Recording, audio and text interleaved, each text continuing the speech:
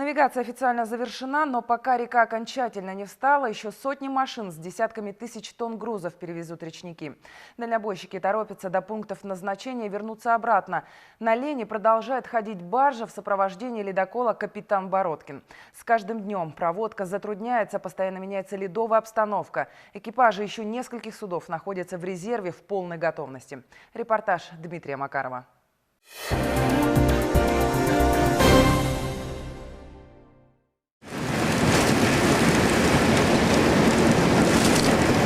Разрывая огромные глыбы, ледокол «Капитан Бородкин» прокладывает путь между двумя берегами Лены. Он ведет за собой баржу, наполненную грузовиками с товаром. С каждым днем одна из крупнейших сибирских рек замерзает все сильнее. Но даже прочный лед не должен стать преградой на пути снабжения целого региона. Многотонное судно буквально режет с собой ледовое поле. Над палубой постоянно слышен шум ломающихся льдин. За собой мы оставляем борозду шириной в 30 метров, по которой баржа с машинами может спокойно передвигаться. Эта чистая полоска воды позади ледокола продержится недолго. В мороз она замерзает в считанные минуты. На обратном пути капитану Бородкину снова ломать лед. И так несколько раз в день.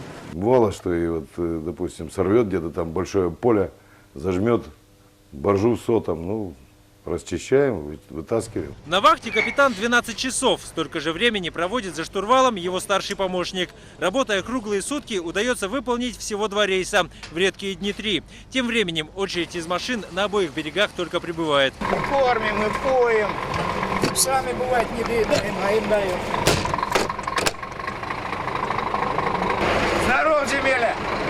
Водитель из Подмосковья Александр Медведев ничуть не удивлен встрече с земляком. На переправе машины с номерами почти всех регионов страны. Этим рейсом он везет в Якутск из Новосибирска 37 коров.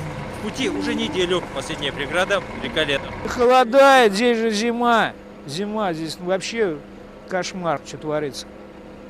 То есть, надо быстрее довести их, чтобы уже... Ну да, это наша работа. Скот не виноват, что люди вот такие у нас. О том, что по дороге в Якутск в межсезонье можно надолго застрять в пути, знает каждый дальнобойщик. Валерий Порох в очереди на паром уже 5-й день. Кабина грузовика во время дальнего рейса и рабочее место, и дом родной. А сковородка есть, все, пожалуйста, все, можно жить.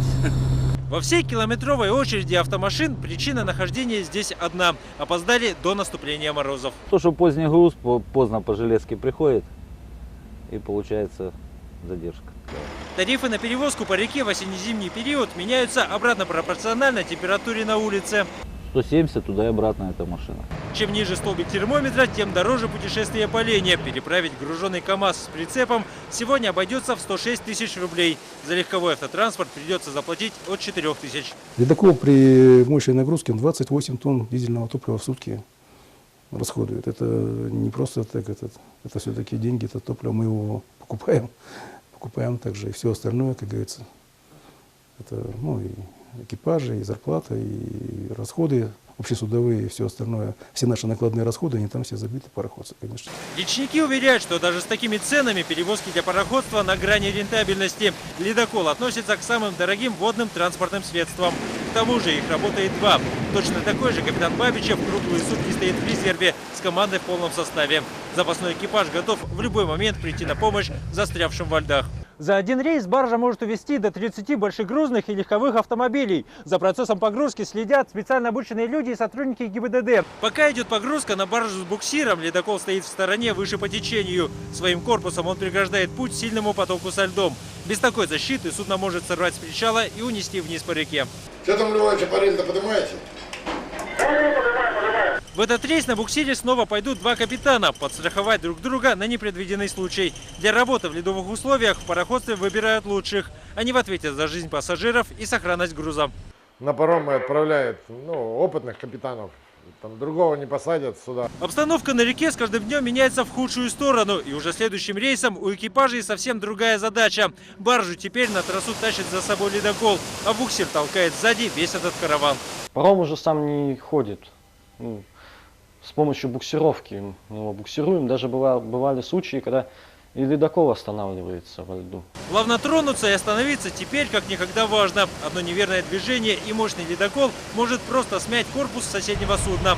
Скорость здесь учитывается до ее 10-й доли. Потихонечку пошли к берегу. Скорость. 5,2. Ложу на борт. Пошли. Протяженность маршрута с одного берега на другой 4 километра. Чтобы их преодолеть, каравану судов нужно всего 40 минут. Но на рейс уходит целый рабочий день. Основное время отнимают погрузка машин и маневры возле причалов. Это все приходит с опытом. Можно так заехать, что и не выйдет. Навигация 2015 для капитана ледокола Виктора Шабалина уже 40-я по счету. Он относится к числу опытных моряков Ленского бассейна. Сегодняшний выход на берег – один из немногих с мая месяца. Корабль пришлось оставить для получения заслуженной награды – знака отличия «Гражданская доблесть». Впрочем, сразу после церемонии снова на судно. Нужно без задержки отправиться в очередной ледовый рейс. Весенний ледоход сносит целые поселки, целые города. И то же самое осенний ледоход, против него бороться, ну, конечно, это возможно. Все-таки человеческая мысль, это сильно это. Они создают такие суда, как ледокол «Капитан Бородкин», но это все-таки сила. Силы ледокола хватит бороться не только с сильным течением и прочным льдом, но и с суровыми холодами. Уже сегодня экипаж готов не сорвать график даже в 40-градусные морозы. Главное, чтобы был спрос на перевозки. А он, по всей видимости, до последнего останется высоким. По наблюдениям речников, большинство машин, спустившихся на землю в Якутске, уже завтра снова будут в очереди на паром. Грузополучатели готовы финансировать работу флота и дальнобойщиков. Очевидно, что эта высокая цена уже заложена в стоимость товаров, которые попадают на прилавки магазинов. А это значит, что ледовая переправа будет работать до того времени, пока по льду не пойдут первые машины.